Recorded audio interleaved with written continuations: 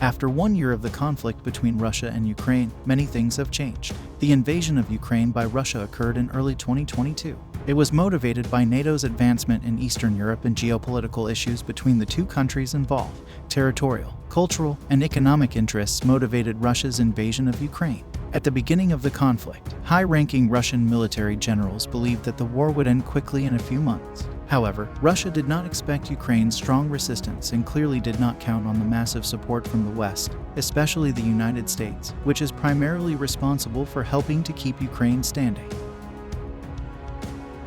Before the conflict, Ukraine was just another powerful army in Eastern Europe, far from being a powerhouse like France, the United Kingdom, and Germany. However, as the war has progressed, many experts now consider Ukraine to have the most well-prepared army in all of Europe. It's not surprising, as they are at war with one of the planet's biggest powers and still standing firm. Of course, perhaps without Western support, they wouldn't have gotten this far, but the Ukrainians have much merit for their resilience. With increasingly modern and powerful weapons, Ukraine is now in an attacking position instead of a defensive one. After a successful counteroffensive, Ukrainian President Volodymyr Zelensky has accumulated significant victories in the conflict with Russia. He managed to expel Russian troops and retake territories that had been annexed by Vladimir Putin, including an area of 2,500 km2 shortly after the Russian leader signed a document transferring power in the region to Russia. In addition, Zelensky also freed areas that were under enemy control and recently, in a symbolic act,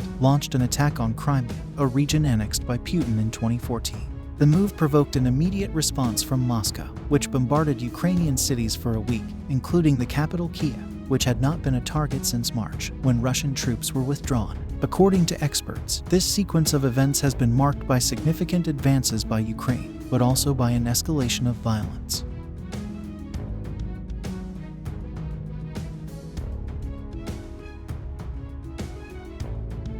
Based on experts' analysis, although Ukraine has an advantage in certain aspects, from a military point of view, it is Russia that stands out and leads. This evaluation suggests that, if the conflict were to end currently, the Kremlin would be declared the winner. However, for other experts, Russia, the second largest military power in the world, would be at a disadvantage in this war, with the growing resilience of Ukraine to the challenges, putting Russia in a complicated state in the face of the war. The question is, what does Russia still have to offer? The second largest power in the world has a lot to show, leaving many questions unanswered.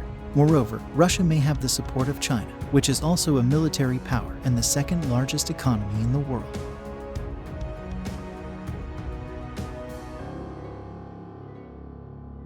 This war, as it stands, is far from over, and it has global implications as it directly and indirectly involves major Western and Eastern powers. A long war, with its great human suffering and loss, can destabilize the world economy. Russia and Ukraine are well aware of this. The question that many are concerned about: can this conflict lead to a third world war? It could draw in other powerful nations and transform from a regional conflict that is already changing the world into the largest war of all time and perhaps the end of everything. All we can do is hope for peace and wait. Thank you for watching until the end.